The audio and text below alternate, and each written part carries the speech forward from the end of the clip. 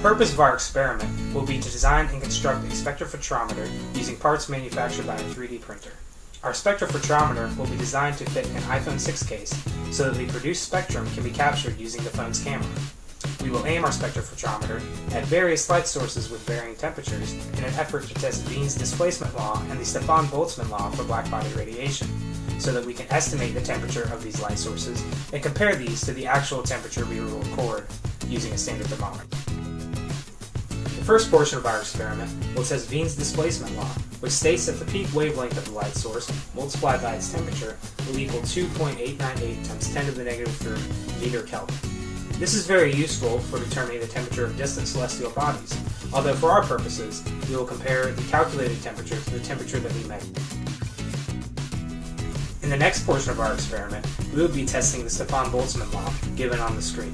Essentially, this law is stating that the intensity of the light produced by a blackbody is related to the temperature of the blackbody raised to the 4th power. We will need to make some minor adjustments to the Stefan-Boltzmann Law to account for the large distance we will be from the Sun. We will input our recorded peak solar intensity into the equation on the screen, where S is our observed solar intensity, D is the distance from the Earth to the Sun, approximated at 1.46 times 10 to the 11th meters, sigma is the Stefan-Boltzmann constant, and R is the radius of the Sun, approximated at 6.963 times 10 to the 8th meters. This adjusted equation will yield the surface temperature of the Sun determined solely by the intensity of our 3D printed spectrophotometer. We also need to account for the fact that approximately 1/3 of the energy flux from the Sun is absorbed by the Earth's atmosphere, so we will account for this by multiplying our observed intensity S by a factor of 3/2.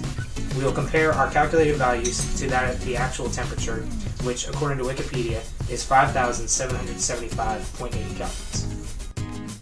In this experiment, we will capture the emission spectra produced by 4 different light sources at varying temperatures. The light sources we will be measuring are an incandescent light bulb, a fluorescent light bulb, an incandescent light bulb in a freezer, and of course the Sun. We captured these spectra in dark environments to ensure a clear and distinct spectrum. After capturing images, we will upload our spectra to specialworkbench.org, where we can analyze our spectra and find its peak wavelength. We can then do calculations to find the temperature of each light source and compare these with the temperature that we recorded through a thermometer. We also found large differences in the recorded and theoretical temperatures. This can be attributed to the fact that when we measured the temperature using our thermometer, we did not measure the filament itself, which was producing the light, but rather the outside of the bulb. Most of the heat produced by the filament was absorbed by the air before reaching the glass, which is why our temperature readings were so low. So we will be using temperatures we found online. We found the peak wavelength of the spectrum produced by the Sun to be 587.3 nanometers. This results in a calculated solar temperature of approximately 5,202 Kelvin. Considering the fact that this is within 9.9% of the actual temperature of the Sun, which is 5,778 Kelvin, we feel that our spectrophotometer is fairly accurate in determining the temperature of a light source, so we can continue on with our experiments. In the spectral graphs, we can clearly see the points in our spectra which we will use as our peak wavelengths. For our incandescent bulb spectrum, we found a peak wavelength of 898 nanometers, which gives us a calculated temperature of 3,226.915 Kelvin. We did additional research and found that the standard incandescent bulb filament burns at 2,823.5 Kelvin on average. Thus, our percent error for this value is only 12.5%. For our fluorescent bulb spectrum, we found a peak wavelength of 546 nanometers, which gives us a calculated temperature of 5,307.27 Kelvin.